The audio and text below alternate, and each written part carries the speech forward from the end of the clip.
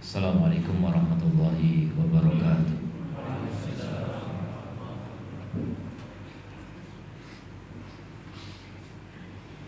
Allahu Akbar,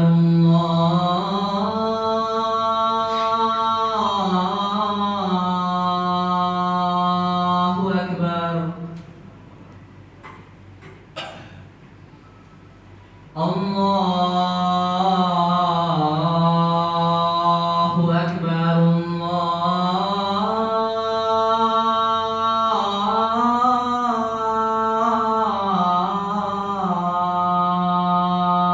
Allahu Akbar.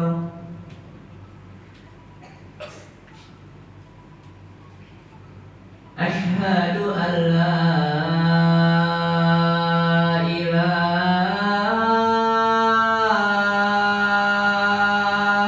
illallah.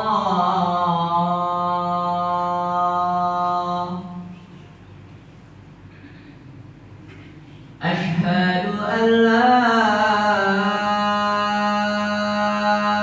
ilaha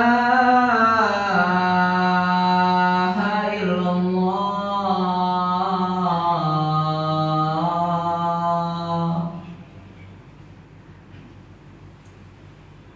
Asyhadu anna Muhammadar Rasulullah.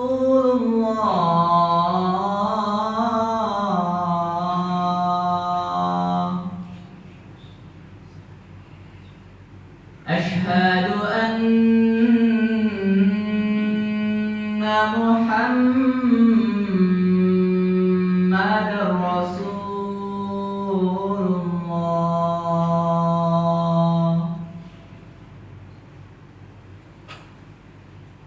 Hayya 'alas shalah.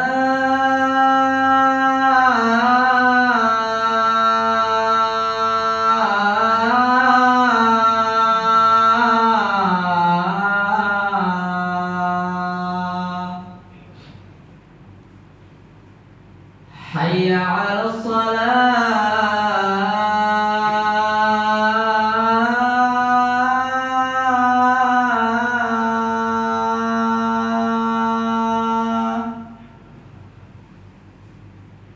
Hayya 'alal falah.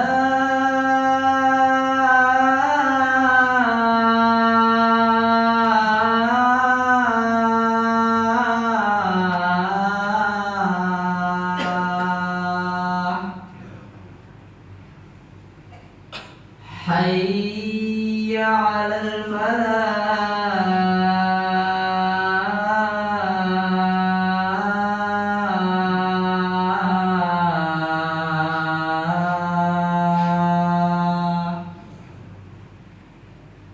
Allahu Akbar,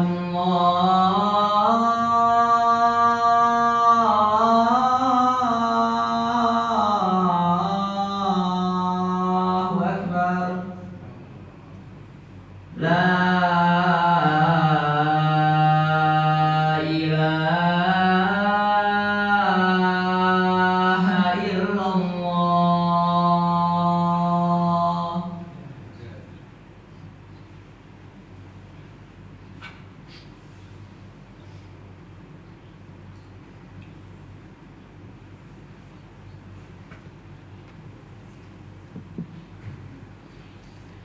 Innal hamdalillah nahmaduhu wa nasta'inuhu wa nastaghfiruh wa na'udzu billahi min shururi anfusina wa sayyiati a'malina. May yahdihillahu fala mudhillalah wa may yudlil fala hadiyalah. Asyhadu an la ilaha illallah wahdahu la syarikalah wa asyhadu anna Muhammadan abduhu wa rasuluh. Ya ayyuhalladzina amanu taqullaha haqqa tuqatih wa la tamutunna illa wa antum muslimun. Ya ayyuhan nasu taqu rabbakumul ladzi khalaqakum min nafsin wahidah wa khalaqa minha zawjaha wa batha minhuma rijalan katsiran wa nisaa'a wattaqullaha alladzi tasaaluna bihi wal arham innallaha kana 'alaikum raqiba. Ya ayyuhalladzina amanu taqullaha wa qulu qawlan sadida yuslih lakum a'malakum wa yaghfir lakum dhunubakum wa may yuti'illaha wa rasulahu faqad faza fawzan 'azima. Amma ba'd, fa inna asdaqal hadithi kitabullah wa khairal hadi hadi Muhammadin sallallahu alaihi wa alihi wasallam wa syarrul umuri muhdatsatuha fa inna kulla muhdatsatin bid'ah wa kulla bid'atin dhalalah wa kulla dhalalatin finnar. Ayyuhal muslimun, sidang Jumat rahimani Allah wa iyyakum. Marilah kita tingkatkan takwa kita kepada Allah Azza wa Jalla sebagai bukti syukur kita akan segala nikmat yang Allah limpahkan kepada kita semuanya. Nikmat yang kita rasakan maupun yang diberikan kepada orang tua kita, keluarga kita semuanya, itu juga merupakan kenikmatan bagi kita sekalian. Kita bersyukur atas nikmat-nikmat yang Allah limpahkan kepada kita, dan sangat banyak nikmat yang Allah berikan tanpa mungkin kita bisa menghitungnya. Dan nikmat-nikmat itu hanya menuntut syukur dari kita, tidak harus kita hitung karena tidak mungkin kita bisa menghitungnya. Yang penting kita memaksimalkan syukur kita kepada Allah Azza wa Jalla, dan di antara bentuk syukur adalah mendermakan sebagian apa yang Allah berikan kepada kita. Kita tahu bahwa Ramadan dikenal sebagai syahrul jud wal karom wal ihsan. Ramadan adalah bulan kedermawanan, kemurahan dan kebaikan. Maka marilah kita tingkatkan semangat kita dalam berderma di bulan yang mulia ini. Sebagaimana Ibnu Abbas radhiyallahu anhu meriwayatkan, beliau berkata, "Kana Rasulullah sallallahu alaihi wasallam ajwadan nasi." Rasulullah adalah manusia yang paling dermawan. Wa kana ajwadu ma yakun fi Ramadan, dan beliau paling dermawan di bulan Ramadan. Hina yalqahu Jibril, ketika dijumpai Jibril, dan Jibril menjumpai Rasulullah sallallahu alaihi wasallam setiap malam, yudarrisuhul Quran, mengajari beliau Al-Quran kembali, mengulang-ulang Al-Quran yang telah diturunkan kepada beliau sallallahu alaihi wasallam. Ibnu Taimiyah menyebutkan bahwa berderma di bulan Ramadan adalah di antara bentuk dari keimanan. Berderma di bulan-bulan yang lain, di waktu-waktu yang lain, semuanya disyariatkan, tapi di bulan yang mulia ini lebih ditekankan. Itulah teladan dari Nabi kita sallallahu alaihi wasallam. Beliau paling dermawan di bulan Ramadan. Maksudnya ketika dijumpai Jibril artinya di bulan Ramadan, karena Rasulullah senantiasa dijumpai Jibril di bulan Ramadan setiap malam. Jadi intinya di situ adalah di bulan Ramadan, bukan berarti Rasulullah berdermanya ketika dijumpai Jibril di malam hari, tidak. Setiap saat Rasulullah berderma. Dan di antara bukti bahwa Ramadan spesial dibanding bulan yang lain, Nabi menegaskan dalam hadis diriwayatkan oleh Zaid bin Khalid Al-Juhani, Rasulullah sallallahu alaihi wasallam mengatakan, "Man fattara sha'iman," siapa yang memberi buka bagi orang yang berpuasa, maka baginya pahala semisal dengan pahala orang yang berpuasa itu. Maka kalau yang berpuasa itu orang yang bertakwa, orang yang soleh, orang yang alim, pahalanya besar. Mungkin pahala puasa kita sendiri tidak sebesar orang yang kita beri buka puasa itu, ketika orang yang kita beri buka puasa lebih soleh dari kita, lebih besar pahalanya. Dan bisa ditambahkan, kita punya puasa 1, kita memberi buka puasa 10 orang, 11 pahala yang kita dapatkan. 11 pahala yang kita dapatkan, begitu dikalikan sebanyak apa yang bisa kita berikan kepada mereka, orang-orang yang berpuasa. Jadi ini keutamaan Ramadan luar biasa, dan itu tidak mengurangi pahala mereka sedikit pun. Ghaira annahu la yunqisu min ajrihi syai'ah, min ajri shaim syai'ah. Tapi tidak mengurangi pahala orang yang berpuasa itu sedikit pun. Ibnu Amr radhiyallahu anhuma, beliau mengatakan, ada seorang datang kepada Rasulullah sallallahu alaihi wasallam dan berkata, "Ya Rasulullah, wahai Rasulullah, ayul islami khair?" Islam apa yang paling bagus? Kemudian Rasulullah sallallahu alaihi wasallam menjawab, tut'imut ta'am, kamu memberi makan. Dan ini umum di setiap bulan. Terlebih lagi memberi makan untuk orang yang berpuasa di bulan Ramadan, itu jauh lebih besar pahalanya. Kemudian wa tuqri'us salam ala man arafta wa man lam ta'rif, dan kamu memberi salam kepada siapapun, baik yang kamu kenal maupun yang tidak kamu kenal, selama dia muslim. Ini juga kedermawanan. Jangan menganggap dermawan itu hanya dengan harta. Dermawan itu dengan segala kebaikan, termasuk akhlak-akhlak mulia yang kita berikan kepada orang lain. Itulah kedermawanan. Kemurahan kita kepada keluarga kita di bulan Ramadan kita tingkatkan dibanding bulan yang lainnya. Yang mungkin di bulan yang lain kita jarang senyum, di bulan Ramadan ditambahi senyuman kita. Karena Rasulullah menegaskan, tabassumuka fi wajhi akhika shadaqah. Senyummu di wajah saudaramu adalah sedekah. Dan itu kedermawanan. Maka jangan mengecilkan makna dari dermawan hanya dengan harta semata. Kalau dermawan dengan harta semata, kasihan orang-orang miskin yang mereka hanya menjadi tangan di bawah, sulit untuk menjadi tangan di atas, karena untuk sendiri saja kurang. Maka bisa berderma dengan akhlak yang mulia, berderma dengan senyuman-senyumannya, dengan tutur kata yang baik. Jadi kata-kata yang baik untuk saudara kita itu juga derma yang luar biasa. Bahkan Nabi menyatakan termasuk amal yang paling Allah cintai adalah sururun tudkhiluhu ala muslim, rasa senang yang kamu masukkan ke dalam hati seorang muslim. Jadi merupakan kesempatan emas yang sangat mulia di bulan yang mulia ini untuk memperbanyak segala bentuk kebaikan untuk pihak lain, siapapun itu. Jadikan orang-orang di sekitar kita manfaatkan. Artinya apa? Dimanfaatkan untuk menjadi peluang pahala bagi kita, siapapun mereka. Kita bisa berderma dengan segala bentuk kebaikan apapun itu namanya. Yang penting kebaikan. Yang penting kebaikan. Kata-kata yang baik, sekedar senyuman, jangan diremehkan. La tahqiranna minal ma'rufi syai'an, kata Rasul sallallahu alaihi wasallam. Jangan kamu remehkan dari kebaikan sekecil apapun. Walau antal qali akhika biwajhin talikin, walaupun kamu hanya sekedar melemparkan senyum kepada saudaramu. Lihat, Rasulullah mengatakan demikian. Jangan diremehkan sekecil apapun dari kebaikan. Sekedar senyuman dicatat oleh Allah sebagai kebaikan, apalagi di bulan Ramadan. Bulan yang berlipat ganda pahala. Bulan dibuka pintu-pintu surga, artinya amal diterima. Dibuka pintu-pintu langit dalam riwayat yang lain. Allah siap menerima amal-amal kita. Yang kecil akan dilipat gandakan oleh Allah Azza wa Jalla. Ini luar biasa, maka jangan sia-siakan kesempatan. Kemudian dalam hadis yang lain Nabi sallallahu alaihi wasallam menyatakan dalam riwayat Abu Hurairah radhiyallahu anhu, "Ma min yaumin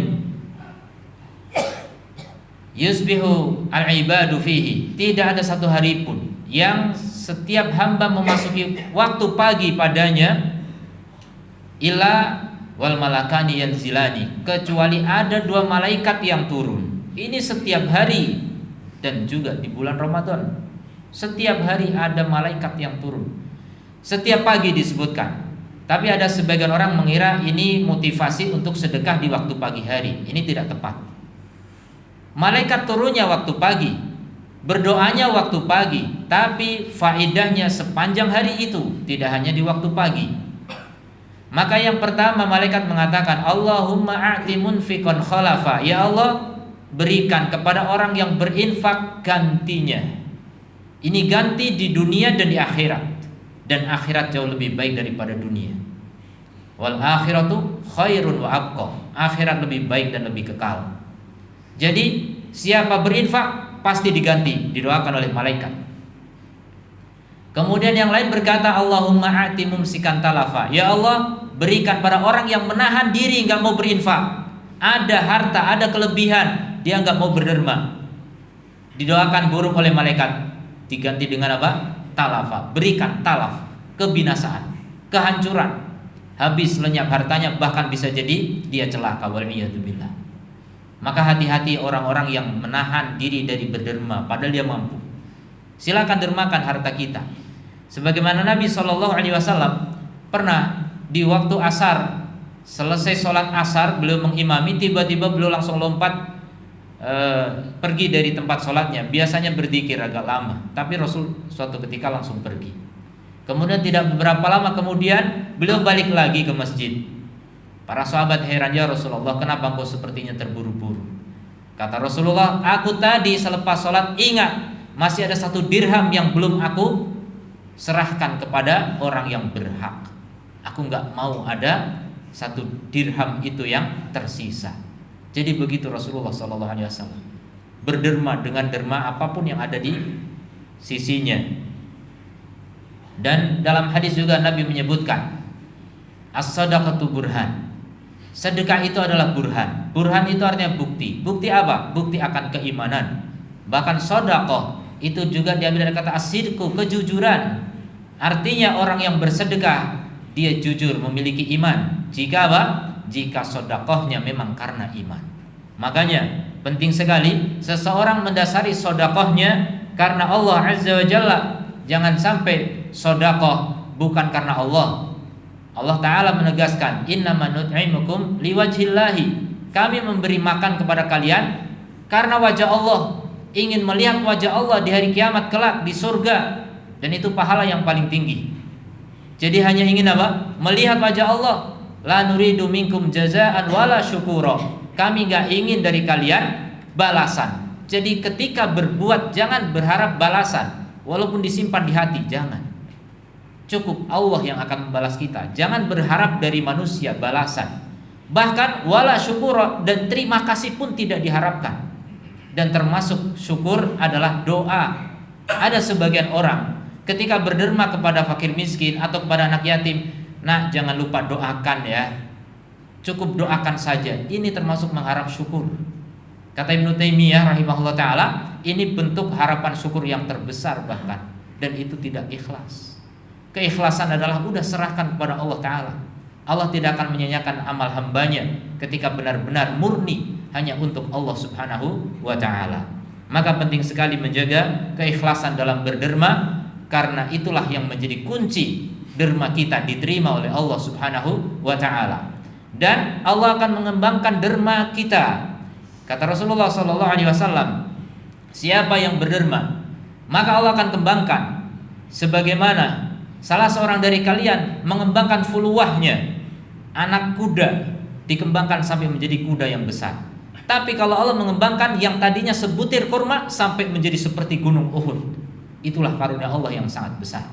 Jadi jangan pernah remehkan sebutir kurma pun. Bahkan setengah kurma itu bisa menghindarkan seseorang dari api neraka. Ittaqun nar, kata Nabi, hati-hati dari neraka, jauhi neraka, bentengi dirimu dari neraka, walau bisyikki tamratin, walaupun dengan setengah kurma. Jadi nggak punya apa-apa kecuali setengah kurma, satu dimakan sendiri, satu untuk fakir miskin. Itu bisa menjadi benteng dari api neraka. Bagaimana dengan setengah karung kurma? Bisa dibandingkan. Itulah karunia Allah yang begitu besar di bulan yang suci mulia ini. Kemudian juga penting untuk diketahui, ketika kita berderma, jangan menyakiti orang yang kita beri. Tetap kita muliakan orang yang kita beri itu. Orang miskin memang miskin, tapi bukan untuk direndahkan, dilecehkan. Ada sebagian orang berderma harus difoto, sebagian orang miskin gak mau difoto. Ngasih yang ngasih saja, bahkan memberi secara ikhlas, tidak diupload, tidak diekspos. Itulah keikhlasan yang sejati. Maka memberi jangan menyakiti. Kata Allah Subhanahu wa ta'ala, qaulun ma'rufun, perkataan yang baik, wa maghfiratun, dan memberi maaf, ampunan, khairun, lebih baik, min shadaqatin tutbi'uha ada, daripada sedekah disertai dengan gangguan. Sedekah disertai dengan mengganggu, menyakiti, ini jelek. Lebih bagus kata-kata yang baik. Memberi maaf itu jauh lebih baik. Dan Allah tegaskan, ya ayyuhalladzina amanu, wahai orang-orang yang beriman, la tubtilu shadaqatikum bil manni wal adha, jangan kalian hapuskan sedekah kalian dengan mengungkit dan menyakiti. Pernah memberi diungkit. Dulu aku telah memberi ke sana, aku berinfak ke sana, aku sedekah ke sini dan seterusnya. Ini mengungkit. Dan itu akan membatalkan amal yang dulu mungkin sudah diterima. Akhirnya dibatalkan, tidak jadi diterima oleh Allah Azza wa Jalla. Dan itu kerugian. Dan menyakiti juga demikian. Mengungkit otomatis menyakiti. Maka hati-hati dari mengungkit dan menyakiti, karena itu akan membatalkan amalan kita yang mungkin seandainya diterima bisa menjadi penyelamat bagi kita sekalian. Aku qouli hadza wa astaghfirullah li wa lakum wa lisairil muslimin fastaghfiruhu innahu wal ghafurur rahim.